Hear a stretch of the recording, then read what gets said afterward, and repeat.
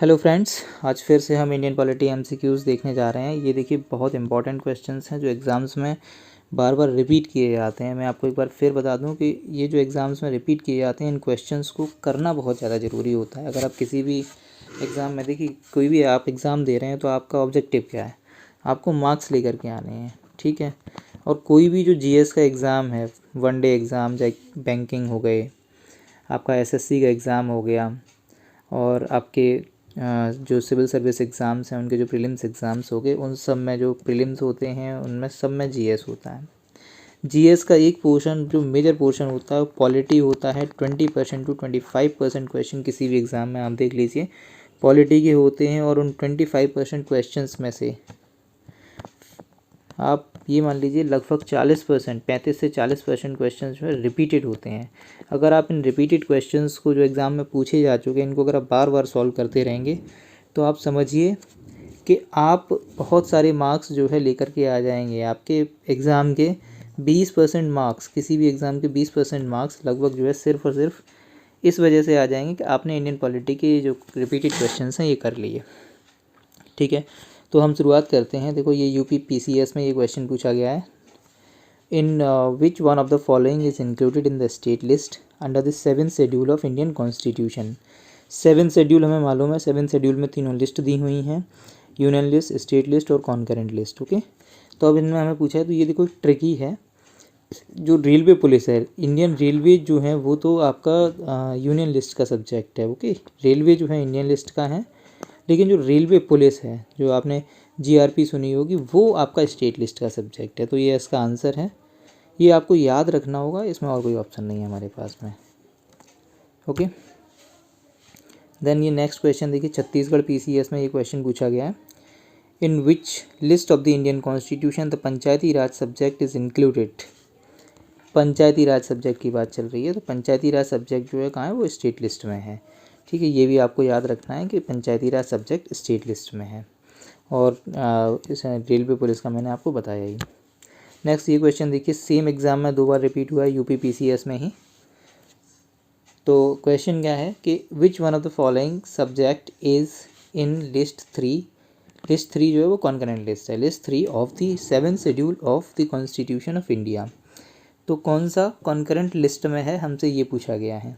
तो पुलिस तो आपको मालूम है कि स्टेट लिस्ट में होता है, ओके। ऐसे ही पब्लिक ऑर्डर, ऐसे ही प्रेजेंस, जो क्रिमिनल प्रोसीजर है वो आपका कॉन्करेंट लिस्ट में आएगा, ओके। ए इसका आंसर है, जैसा कि हमने बताया, criminal procedure. Then UP PCS के एग्ज़ाम में देखो ये क्वेश्चन पूछा गया है।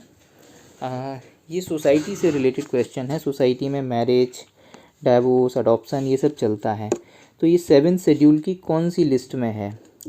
तो ये जो आपका मैरिज, डिवोर्स, अडॉप्शन का आपको ध्यान रखना है, ये आपका कॉन्करेंट लिस्ट में आता है, ठीक है। कॉन्करेंट लिस्ट में आने का मतलब ये है कि सेंटर और स्टेट दोनों ही इस पर लॉज बना सकते हैं, ठीक है। कानून बना सकते हैं दोनों ही इस पर, सेंटर और स्टेट्स। ये आपका इसका है। देन नेक्स्ट क्वेश्चन की तरफ हम बढ़ते हैं। तो ये क्वेश्चन देखिए, ये वो क्वेश्चंस हैं जो बार बार जो है रिपीट किए जाते हैं। तो हमें बस क्या करना है कि हमें केवल ध्यान से हमें सुनना है, और इन क्वेश्चंस को बस एक बार हमें ध्यान रखना है कि हाँ ये पूछा गया, इसका आंसर ये था। बस इतना करने मात्र से आप किसी भी एग्ज़ाम में 20% मार्क्स आप लगभग लेके आ जाएंगे।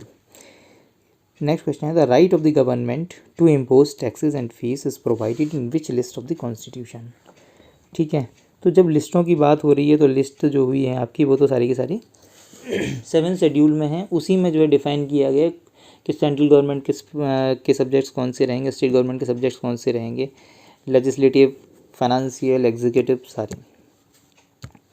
तो ये आंसर इसका बी है, 7th शेड्यूल। आर्टिकल 246 यहाँ से इसको रिलेट करता है, ठीक है। सो इस तरीके से ये वाला क्वेश्चन हो गया। अब हम नेक्स्ट क्वेश्चन देखो, यूपी पीसीएस के प्री में पूछा गया है ये।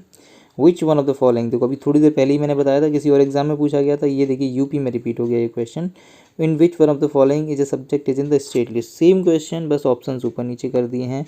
तो हमें मालूम है कि रेलवे पुलिस जो है वो स्टेट लिस्ट का सब्जेक्ट है। Corporation tax, census, economic and social planning, ये सब जो है सेंटर का है। तो इसका आंसर इस तरीके से ए हो गया। अब हम आगे बढ़ते हैं। बीपीएससी में ये क्वेश्चन पूछा गया, land reform comes under the subject of land reforms.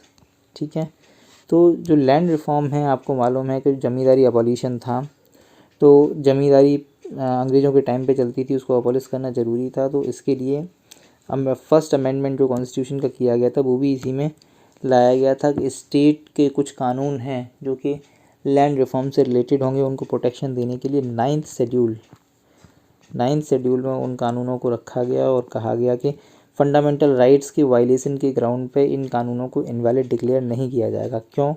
क्योंकि 1951 में जब देश आज़ाद हुआ था उस समय जो राइट टू प्रॉपर्टी था वो एक फंडामेंटल राइट था, जो कि आज की डेट में नहीं है। तो उस टाइम पे फंडामेंटल राइट था, इसलिए 9th शेड्यूल बनाया जाना ज़रूरी था, लेकिन इसका यूज आज भी जारी है। ओके, अब हम आते हैं नेक्स्ट क्वेश्चन की तरफ। झारखंड पीसीएस में ये क्वेश्चन पूछा गया है, in which of the following case is related to the zamindari system. देखो, जमींदारी सिस्टम बंगाल, बिहार, उड़ीसा इन जगह बहुत ज़्यादा स्ट्रॉन्ग था, यूपी में भी था, लेकिन इन जगहों पे ज़्यादा था। तो यहाँ पे देखिए जो क्वेश्चंस हैं बार बार यही वाले रिपीट होंगे। झारखंड में देखा आपने, बिहार में देखा। तो यहाँ पर आप ये देखिए कि ये 4 नाम दिए हैं, Kamleshwar Singh versus state of Bihar, Ramesh Thapar versus state of Madras, Motilal versus state of UP, state of West Bengal versus Subodh Gopal. तो ये चारों के चारों केसेज जो हैं वो जमींदारी से रिलेटेड है। तो हमारा आंसर 1 2 3 4 है इसका। ओके, मैंने आंसर बता पाया क्योंकि मुझे मालूम है। आप लोग भी इसको ध्यान में रखिए, कभी हो सकता है कि यहाँ पे डाल दें केस की केशवानंद भारती केस, तो आपको 1 2 3 सेलेक्ट करना होगा। ठीक है, नेक्स्ट क्वेश्चन पे हम आते हैं। ये क्वेश्चन देखिए आईएएस के एग्जाम में पूछा गया है, आईएएस के प्रीलिम्स में। Which schedule of the constitution of India contains special provisions for the administration and control of scheduled areas in several states. ठीक है, तो हमने आपको एक बार बताया था शॉर्ट ट्रिक स्पोर्ट्स करके, आप याद कर सकते हो। स्पोर्ट्स होता है तो उसमें जो लास्ट वाला टी और एस है उसको आगे पीछे कर दो, तो आपको ये मालूम पड़ जाएगा फर्स्ट शेड्यूल में क्या है, सेकंड में क्या है, थर्ड में क्या है, फोर्थ शेड्यूल में क्या है, फिफ्थ शेड्यूल में क्या है और सिक्स शेड्यूल में क्या है। फर्स्ट शेड्यूल में स्टेट के नाम है, ठीक है, कौन कौन से स्टेट और यूनियन टेरिटरीज हैं। सेकंड शेड्यूल में पी पेमेंट्स हैं, मतलब किस किस को कितनी कितनी सैलरी मिलेगी, कुछ जो इंपॉर्टेंट पोस्ट पे बैठे हुए लोग हैं। थर्ड में कौन कौन क्या क्या ओथ लेगा, वो ओथ लिखी हुई है वहाँ पे।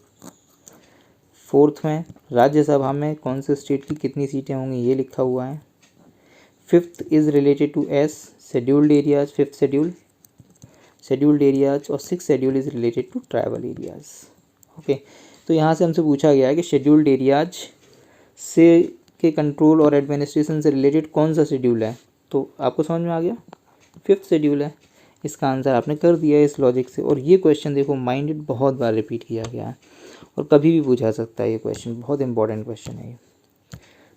नेक्स्ट क्वेश्चन, आज के वीडियो का हमारा ये लास्ट क्वेश्चन है। MPPCS में पूछा गया है, provisions of the schedule 6th of the constitution does not apply to which of these states.